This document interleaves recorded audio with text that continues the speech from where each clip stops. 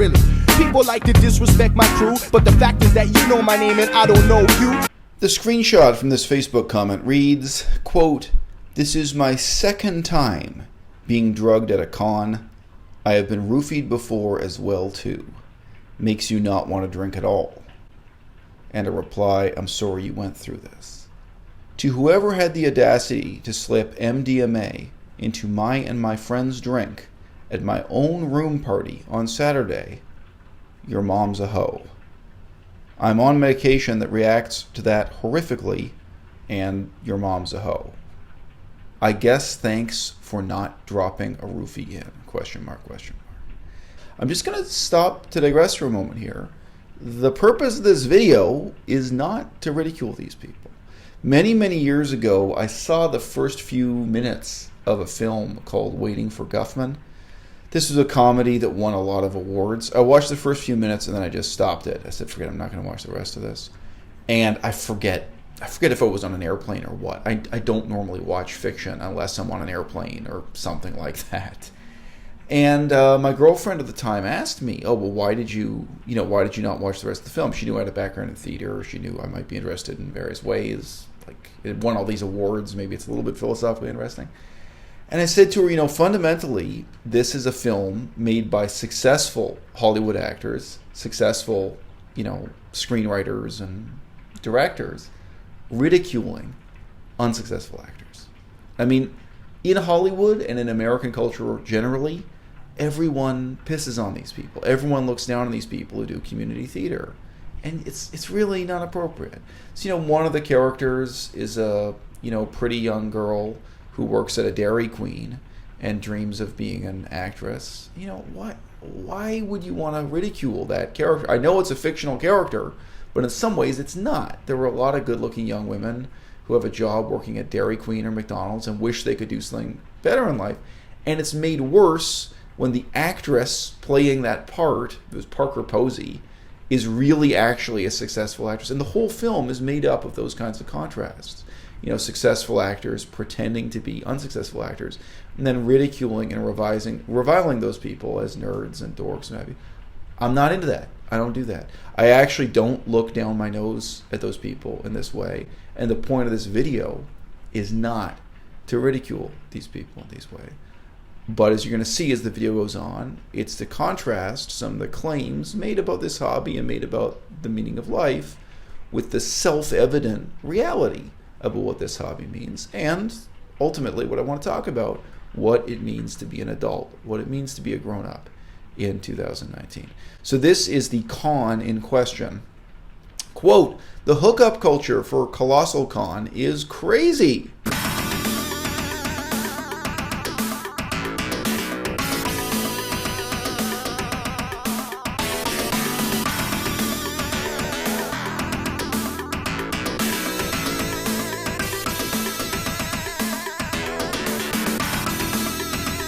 The woman doing the heavy lifting in this hot tub is herself 30 years old. I did a little bit of fact checking. Hashtag legitimate journalism. I did a little bit of fact checking. I'm not against that. I'm not morally opposed to 30-year-olds working out in the gym and trying to look decent and trying to make friends. I'm really not. I'm really not looking down my nose at this cultural phenomenon. On the contrary, there's an extent to which I think those of us who are involved in non-profit humanitarian and political movements should probably look at the success of something like Cosplay and Colossalcon and ask, why haven't we been to a conference like that in the last 5 years, or maybe not in our whole lives?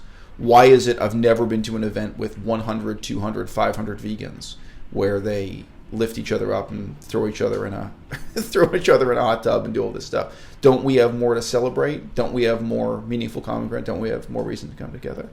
And yeah, I mean, there's a warning here about the extent to which it becomes a crazy drunken mess. There are lessons to learn from this, both positive and negative. But nevertheless, the fact that these are people building on their common ground, trying to do something positive, and trying to find somebody to fall in love with, I have nothing against that. Okay? So here's the initial comment kicking off this conversation. There were people having sex in the hot tub last night, and the award for best comment goes to, and, Question mark. Next reply. Every year. Next reply. That's normal. Here's a further reply that raises some more questions. The 4K cameras that the venue installed in the water got the whole thing. Word is they already uploaded it to some websites. LMAO. I don't get in that gross crowded bath. My friend told me about it. She was sitting right next to them. The girl threw up, period. I guess the sex was bad, period. I kind of wonder if she threw up in the hot tub or... And then we get a perhaps joking, perhaps boastful comment. What time? Question mark. If you recorded me, please delete that. So we don't know if that was one of the participants. That was a male making the comment. Here's an interesting one again. And we've had a lot of infighting about this kind of thing inside the vegan movement. So this guy just says, any other Asians come to get laid since it's easy mode with the weebs? Or is it just me? So you can see from the picture, this is a guy who put some effort into staying in shape. He's an Asian heterosexual male, and he's saying he goes to these events and has a really easy time sleeping around with white Western women, apparently. A female voice replies, I knew a girl who went to Colossal specifically for this, Colossalcon, this anime and cosplay convention. I knew a girl who went to Colossal specifically for this. She didn't play games, she didn't watch anime, she was just Asian and dressed up to get an easy lay and lots of free drinks. Somebody else laconically observes, do what you gotta do, I suppose. Female voice replies again, it worked for her, LOL. She didn't even have to try. She just giggled and did a higher pitched voice like an anime character.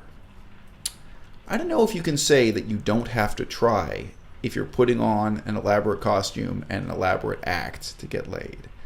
I could make a separate video about what it means to really not have to try.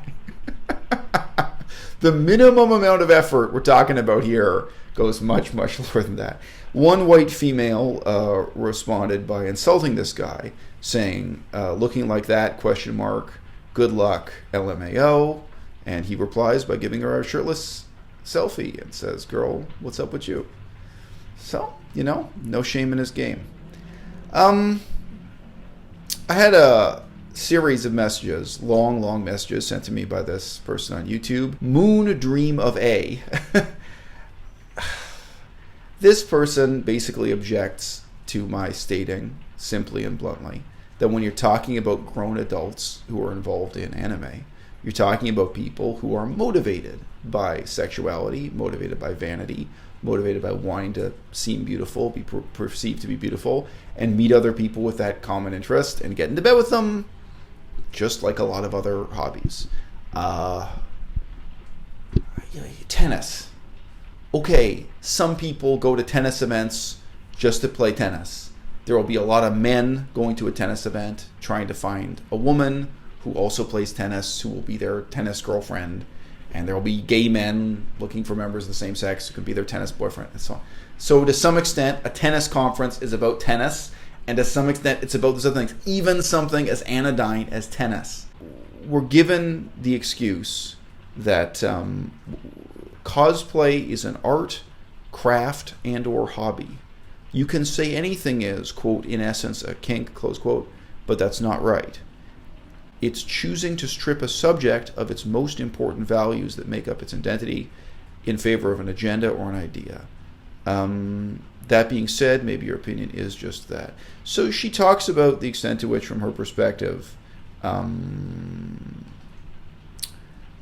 cosplay is, as she puts it, wide and diverse lifestyle, community, art, craft, and hobby.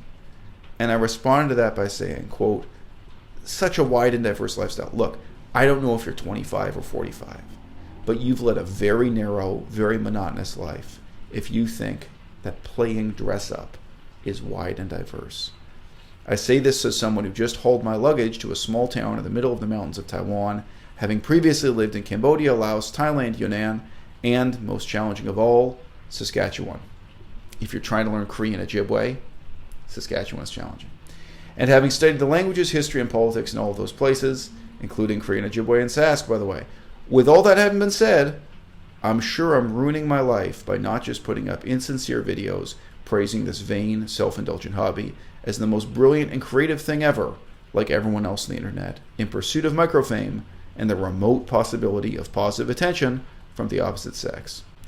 Any halfway decent woman in this hobby is constantly showered with flattering male attention and may also be making money by selling pictures of herself.